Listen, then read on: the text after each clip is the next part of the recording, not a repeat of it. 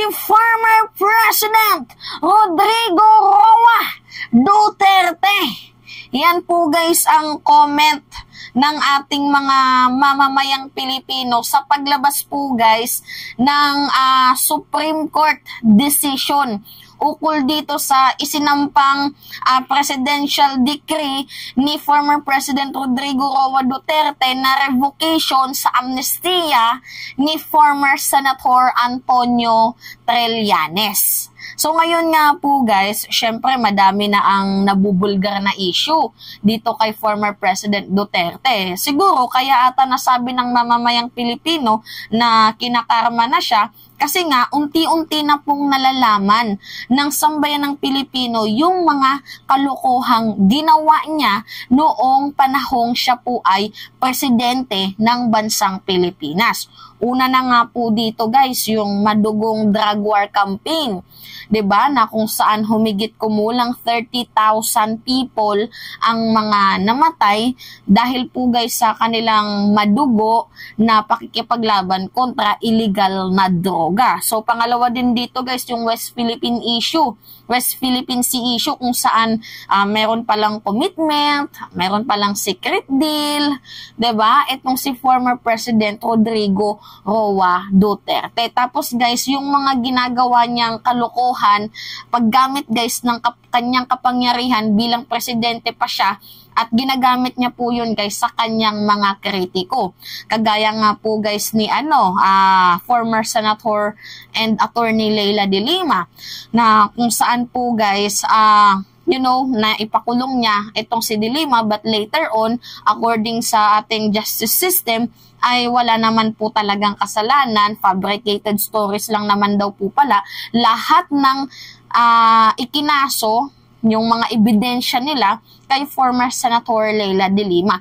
And now, yung naging desisyon po guys ng Supreme Court sa pag-revoke ng amnestia na ikinaso ni former President Duterte dito kay former Senator Antonio Trillanes. Kasi ang gustong mangyari po guys ni Duterte ay makulong itong si Trillanes. Ganito po kasi yung issue dito guys.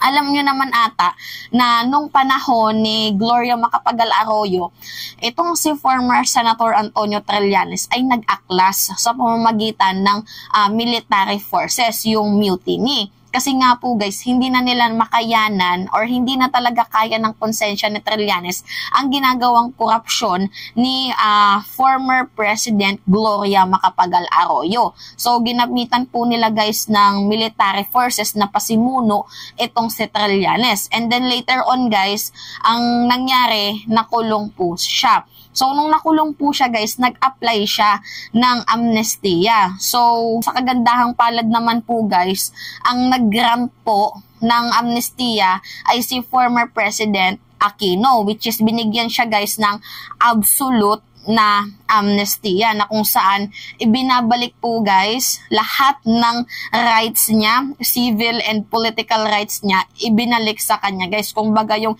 ginawa niyang kung pagkakamaliman po guys yung pag-aalis sa balusan niya na ginawa niya sa panahon ni former President Aling Maliit, Gloria Macapagal-Arroyo, kasi nga 'di ba ulitin ko sa inyo, hindi na po kinaya ng konsensya ni former Senator Antonio Trillanes yung ginagawang corruption ni former President Gloria Macapagal-Arroyo. Kung kasalanan man po yun, abay kakalimutan na lang po lahat ng iyon. Kasi binigyan na po guys itong si Trillanes ng absolute na amnestia ni former President Aquino. So ngayon nga guys, pumasok sa eksena itong si Duterte. Kasi alam nyo naman ata guys na kritiko ng mga Duterte itong si former Senator Antonio Trillanes. Kasi lahat po guys ng mga mali ng mga Duterte, yung mga hindi tama na kanilang ginagawa, abay bumo-voice out. Bumoboses po guys itong si former Senator Antonio Trillanes, yung katulad sa madugong drug war campaign nila, yung corruption, 'di ba? Bumoboses itong si Trillanes. So ngayon nga po guys, napikon itong kampo nila Duterte. So ang ginawa po guys, iniipit nila, ginigipit at pilit nilang pinapatumba itong si Trillanes. Si Trillanes, alam nyo naman ata guys na pag meron po siyang pinaglalaban, hindi po talaga siya nagpapatinag. So ang nangyari po guys, nung panahon ni Duterte, sa ilalim po guys ni Calida, no?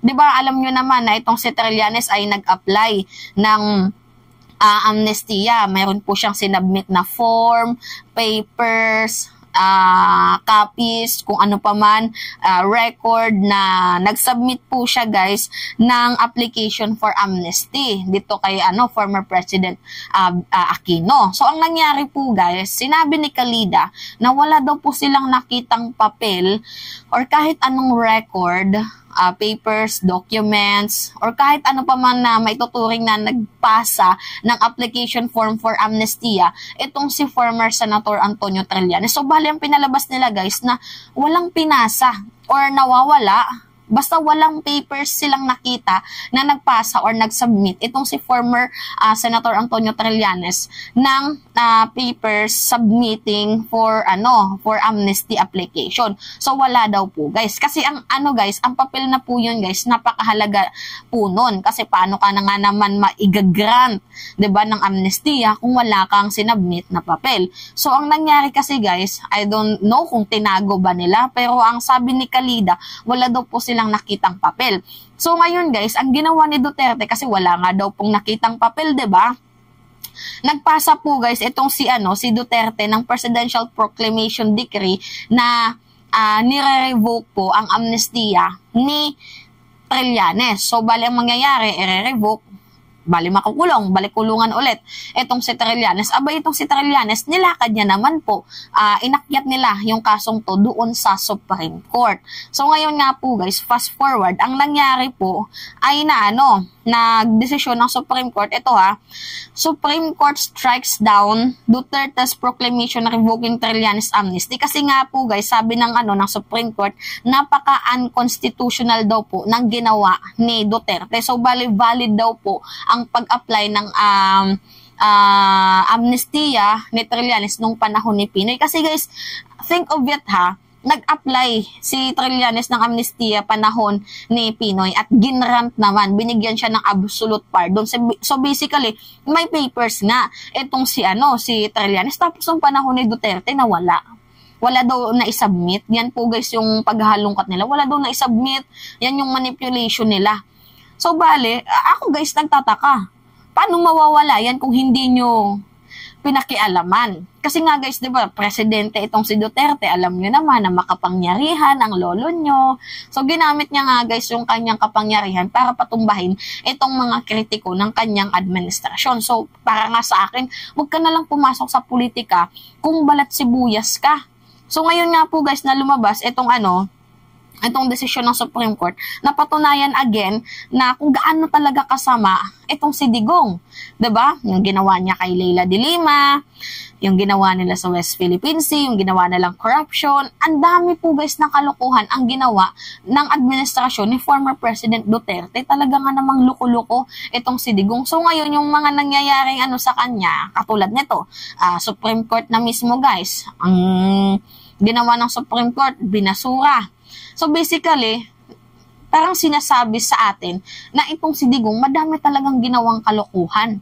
Na itong si Digong napakasamang tao talaga, na to the point ginamit niya lahat ng kanyang sources, ginamit niya lahat ng kanyang powers, 'di ba? Actually, dapat nung madali lang sana itong kaso na to.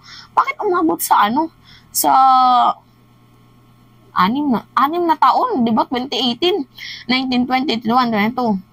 23, 24. Umabot guys ng 6 na taon bago guys nakapag-desisyon ng Supreme Court. Diba? Grabe. Now, sa tingin nyo guys, kinakarma na ba itong si Digong? Para sa akin, oo. Kasi lahat naman ng mga sabi ko nga sa inyo guys, walang sekreto ang hindi talaga nabubunyag. So deserve ni Trillanes na magkaroon ng peace of mind at deserve ng mga gumawa ng masama ang magbayad sa kanilang ginawang kasalanan.